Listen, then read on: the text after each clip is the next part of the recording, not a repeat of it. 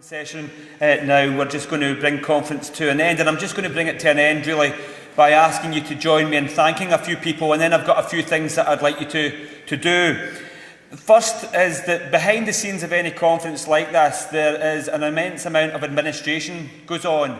And this conference probably wouldn't have happened if it hadn't been, in particular for Charlotte Durkin, who's not here today, but Charlotte was downstairs, and Charlotte is the one who has registered every single person at this conference and sent everybody the invoice and done all that in the background. So there was Charlotte, there was also what I'm calling my red students. So that's the students for the last 2 days who have been round with the red t-shirts. Again, making sure that people get their dinner in the right place and go to the right room. We wouldn't have been able to function without our red students. And there was also the help of the social work staff at Hope, who have contributed in various different ways, particularly Nikki Blundell, Laura Penketh, Rich Moss, and Joe. So what I'd like to do is just ask you, first of all, just to thank them in the traditional way for their help and support.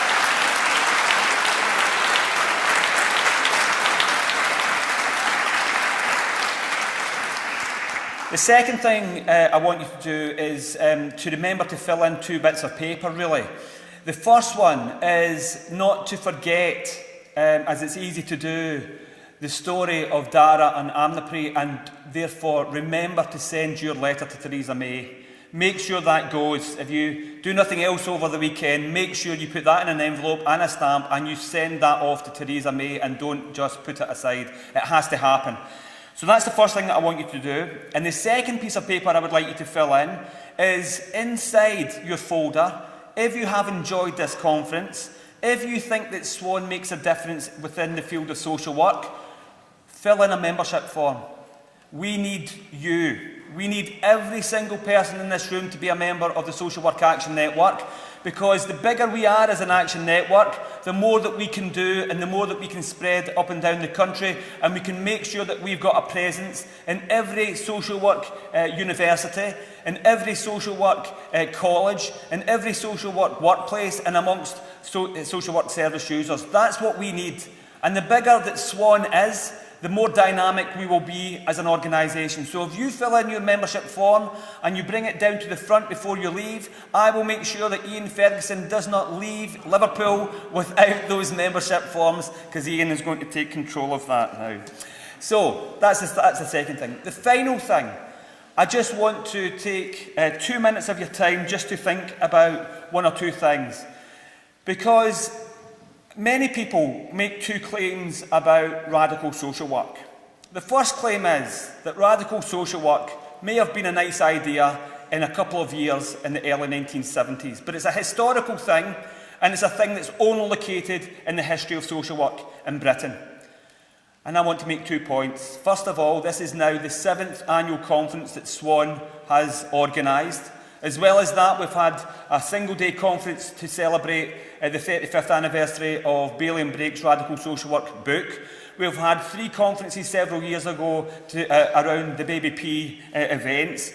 Radical social work is not a thing of the past. Radical social work is a thing of the present and a thing of our future. We are building and rebuilding that tradition, and it's a very important part of social work, which goes back to its original roots, and we have rediscovered the radical kernel at the heart of social work, and we should be proud that we have rediscovered that radical kernel that is there.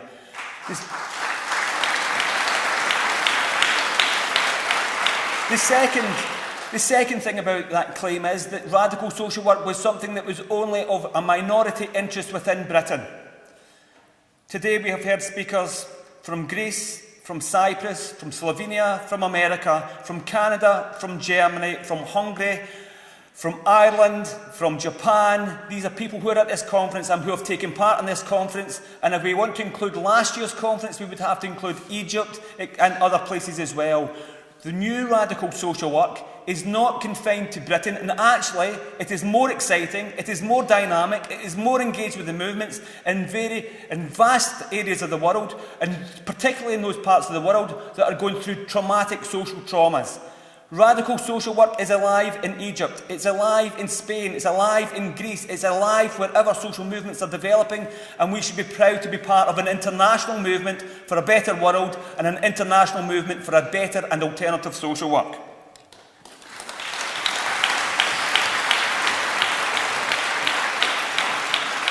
And the final thing to say is that it was important that we finished with the contributions that looked at women, from Women Against the Cuts and from the Right to Work campaign. And that was important because this last year has been a dreadful year for us. They have attacked our pensions.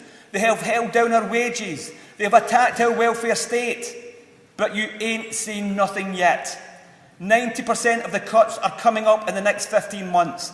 If we do not organise ourselves, if we do not build the connections with the other networks, if we do not take part in our anti-cuts groups, if we are not part of the union, if we sit alone at home, divided, we will fall, divided, they will conquer. But we have the strength. If we're part of the networks, if we're part of our union, if we stand together. There's a very, very old slogan which is as pertinent today than it was in the past, and that is, united we stand, divided we fall, together we can win, and we can win as SWAN.